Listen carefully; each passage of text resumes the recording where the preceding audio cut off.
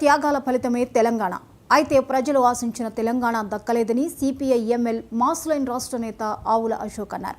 ఖమ్మంలో అమరవీరుల స్తూపం దగ్గర రాజకీయ పార్టీలు, ప్రజా సంఘాలు, జేఏసీలు ఆవిర్భావ దినోత్సవం జరిపి అమరుల త్యాగాలను కీర్తించారు. భవిష్యత్తు పోరాటాలకు సిద్ధం కావాలని పిలుపునిచ్చారు. దీనిపై మరింత సమాచారాన్ని మా రీజనల్ కోఆర్డినేటర్ చిరా రవి అందిస్తారు.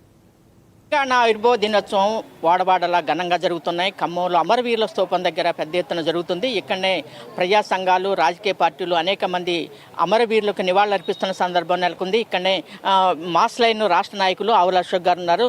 చెప్పండి, సాధారణంగా అమరవీరుల ఆకాంక్షలు నెరవేరని భావిస్తున్నారా? అమరవీరులకి నివాళులు ఎలా అర్పిస్తున్నారు? దాదాపు నీళ్లు, నిధులు, నియామకాల కోసం దశాబ్దాలుగా వెల్లువల సబ్బండ వర్గాలు, అన్ని వర్గాల ప్రజలు 11 ఏళ్ల క్రితం తెలంగాణ వచ్చింది. కానీ ఏ విషయాల్లో చెప్పుకోదగ్గ మార్పులేమి తెలంగాణ రాలేదు. ఆనాడు ఆవిర్భావానికి ముందు 70,000 కోట్ల అప్పు ఉంటే ఇవాళ 6,70,000 కోట్ల రూపాయల అప్పు ఈ తెలంగాణకు ఉండింది. 6 లక్షల కోట్లు తెలంగాణ పాలకులు ఇవాళ అప్పు చేశారు. అప్పు చేసి ఏ రంగంలో అభివృద్ధి సాధించారంటే ఏమీ చెప్పలేని పరిస్థితి ఉంది. నీళ్ళ విషయంలో అట్లే ఉంది, నిధుల విషయంలో అట్లా ఉంది, నియామకాల విషయంలో అట్లా ఉంది. ఇలా ఎంత అన్యాయం అంటే 10 మండలాలకు ఒక జిల్లా ఇచ్చి ఆర్డీఓ చేసే పని కలెక్టర్తో చేయిస్తున్నటువంటి దౌర్భాగ్య స్థితి ఉంది. అదేవిధంగా ఇవాళ రైతాంగానికి కానీ, అదేవిధంగా విద్యారంగానికి సంబంధించిన ఏ విషయాల్లో కూడా అమరులు ఆశించిన తెలంగాణ రాలేదు. కాబట్టి తెలంగాణ సమాజాన్ని మరోసారి ఆలోచించమని కోరుతున్నాం. సస్యశ్యామ తెలంగాణ కోసం, సామాజిక తెలంగాణ కోసం అన్ని వర్గాలు పెద్ద ఎత్తున ఉద్యమించాలని చెప్పి సందర్భంగా పిలుపునిస్తా ఉన్నాం.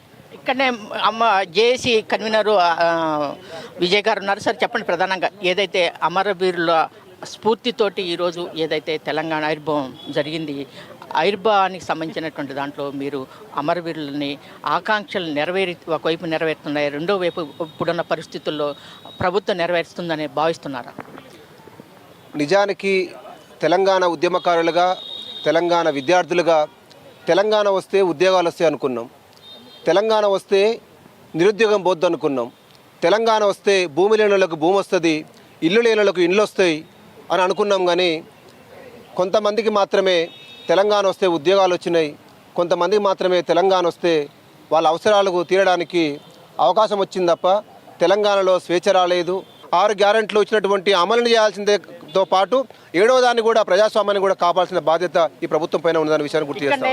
ఉపాధ్యాయ రంగ నాయకులు ఉన్నారు. సార్ చెప్పండి, ప్రధానంగా ఏదైతే ప్రజల మౌలిక సమస్యల్ని తెలంగాణ ఆకాంక్షల్లో భాగంగా నెరవేరుతాయని భావిస్తున్నారు?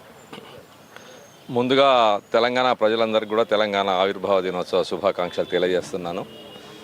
ఇప్పుడు తెలంగాణ రాష్ట్రం వచ్చిన తర్వాత ఏ రంగంలో కూడా ప్రధానమైన మార్పు అయితే మనకేం కనిపించడం లేదు. ప్రజలు ఒక రకంగా మోసపోయారు. తెలంగాణ ఈ నాయకత్వం ఏమో సక్సెస్ అయ్యారు, ప్రజలేమో మోసపోయినటువంటి పరిస్థితి ఉంది. అందుకనే ప్రజలందరూ కూడా ఈ తెలంగాణ కొరకు ప్రయత్నం చేసినటువంటి అందరూ కూడా అమరవీరులను కూడా ఇవాళ మోసపోయినటువంటి ఒక పరిస్థితి వాళ్ళ తెలంగాణలో ఉందని చెప్పేసి అయితే మేము భావిస్తా ఉన్నాం. ఇక్కడనే ఏదైతే న్యూ డెమోక్రసీ నేత, జిల్లా నేత లక్ష్మీనారాయణ గారు ఉన్నారు. సార్ చెప్పండి, ఆవిర్భావ దినోత్సవాన్ని ఎలా జరుపుతున్నారు, అట్లాగే ప్రజల ఆకాంక్షల పట్ల మీ స్పందన ఏంటి? తెలంగాణ తొలిదశ మలిదశ ఉద్యమంలో అమరులైనటువంటి అమరవీరులకు ముందుగా విప్లవ జోహార్లు అర్పిస్తూ ఉన్నాం.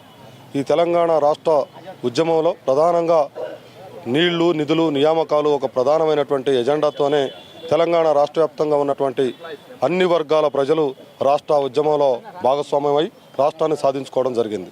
ఆ ఎజెండాకు భిన్నంగా ఇక్కడ తెలంగాణలో ఏర్పాటైనటువంటి పాలకులు, ప్రభుత్వాన్ని నడిపిస్తున్నటువంటి పరిస్థితి ఉన్నది.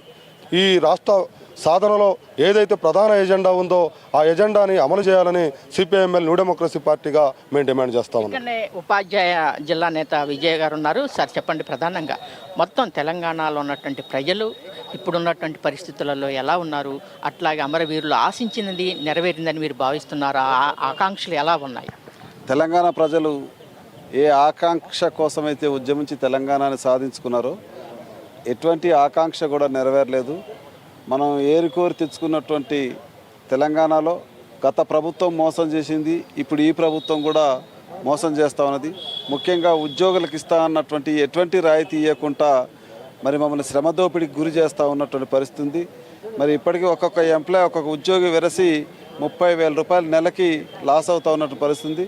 మాకు రావాల్సినటువంటి RDAలు ఇవ్వకపోవటం, PRC ఇవ్వకపోవటం, ప్రమోషన్స్ ఇవ్వకపోవటం, ఎటువంటి మాకు రావాల్సినటువంటి రాయితీలు కూడా ఇవ్వకుండా ప్రభుత్వం తాత్సారం చేస్తూ ఉన్నటువంటి పరిస్థితి ఉంది. గత పరిపాలనకి ఈ పరిపాలనకి ఏం తేడా లేదు. మరి ఇవాళ తెలంగాణ కోసం ఎవరైతే పోరాటం చేశారో వాళ్ళని పక్కన పెట్టి ఆనాడు తెలంగాణ వ్యతిరేకించినటువంటి వాళ్ళే ఇవాళ అందలం ఎక్కి అనుభవిస్తూ ఉన్నటువంటి పరిస్థితి ఉంది. కాబట్టి ప్రభుత్వం ఇప్పటికైనా తన వైఖరిని మార్చుకొని ప్రజాపాలన కొనసాగించాలని చెప్పి ఉద్యోగ ఉపాధ్యాయ పెన్షనర్ల యొక్క సమస్యలు పరిష్కరించాలని చెప్పి డిమాండ్ చేస్తాం. ఏదైతే ప్రజల ఆకాంక్షల్ని పరిష్కరించాలని, ప్రజల ఆకాంక్షలను గౌరవించాలని, ప్రజా సమస్యలను పరిష్కారం చేయాలని, ఇచ్చిన హామీలు నిలబెట్టుకోవాలని, అమరవీరుల త్యాగాల్ని మరొకసారి గుర్తు చేసుకుంటూ ప్రజా సంఘాలు మొత్తం కూడా మరొక పోరాటానికి సిద్ధం కావాలని చెప్పేసి ఇక్కడ ఉన్నటువంటి ప్రజా సంఘాలు కోరుతున్నాయి. సుధా